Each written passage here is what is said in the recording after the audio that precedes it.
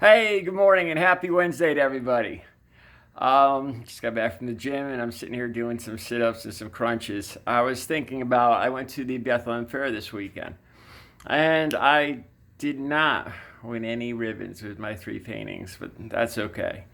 The other paintings were fantastic. The competition was tight. There was an amazing amount of just incredible artists there.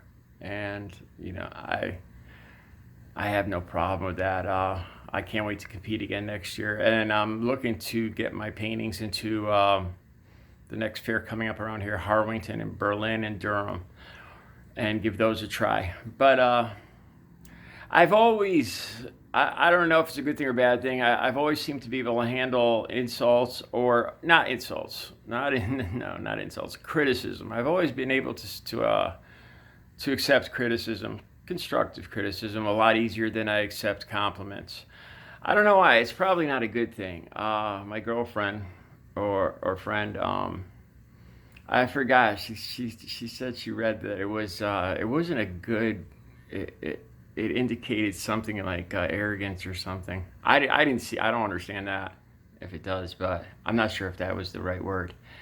But anyway, I want to talk about something else. While I was sitting waiting to gather up my paintings and go home Sunday, me and Audrey, my friend or girlfriend, ex-girlfriend, future girlfriend, we were sitting there waiting, and this happens a lot. I work out in town. It's a small town of 7,000 people, and I'm always riding my bike and walking. Since I got clean, I started walking and riding around town every day.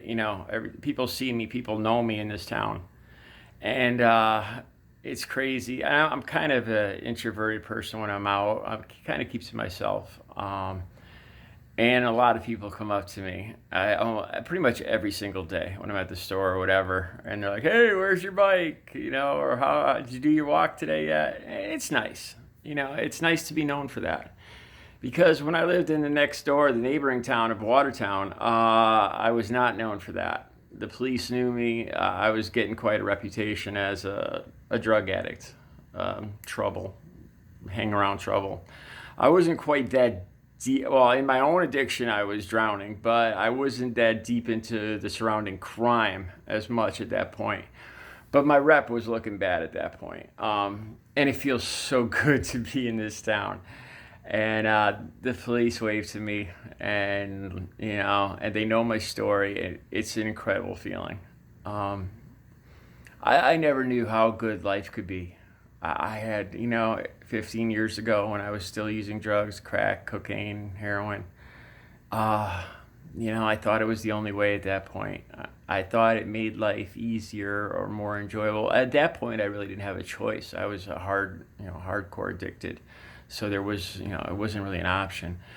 But I had no idea the amazing life that was ahead of me.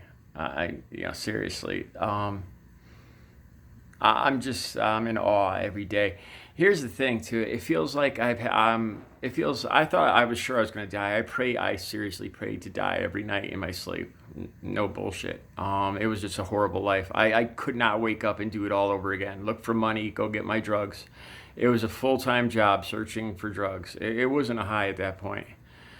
Um, if I knew how good my life could be now, um, okay, I'm losing track. So anyway, we were sitting there at the Bethlehem Fair, waiting. It was the end of the fair, waiting to get my paintings, and a guy came up to me, and he's like, I gotta tell you, you're an inspiration." He says, "I've been following you for 12 years. Because I've lost, along with my recovery, I quit smoking. I got in shape. I lost 95 pounds of weight. I got my cholesterol down. I developed a career in art.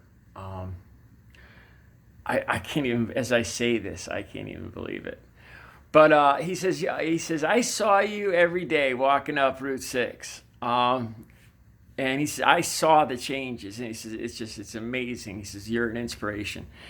And I've heard this before, never quite so much where he covers the whole time span that somebody actually saw me through the whole 12 years. But I've heard people have called me an inspiration at least I don't know, maybe 8, 9 times that I can remember in the last year or two, and it's a humbling experience. I feel like I said, I sometimes I wish I didn't. I wish I could handle compliments a little better. I don't know if I don't. Sometimes I still don't think I deserve them, or I sometimes I don't like the attention. Um, I'm not sure, but anyway, but it's a great thing. It's such a compliment. The biggest thing is it makes me want to continue, especially with helping other people and towards recovery, towards tackling the hard things that a lot of people. I think I could touch base on things that I mean, counselors are great that just went to school, but aren't a lot of counselors are recovering addicts, and personally, I think they make the best they make the best counselors. Not putting down regular counselors, there's phenomenal counselors that aren't recovering addicts too. But when you come from the inside and you know what somebody's going through, what they've been through, you could spot when they're being untruthful. I think it makes you really uh, that much better at helping. Maybe not always, but anyway. And I want to tackle the other videos I made on the sex drug link. And that was huge for me. That was the main part of my addiction. It was the main part I was scared of going into recovery, that I didn't think I'd ever be able to have a normal relationship, a normal sex life ever again. Seriously. And I knew nobody talked about this. People, when I brought it up, people would just act like they didn't know what I was talking about. And I was like, that can't be right.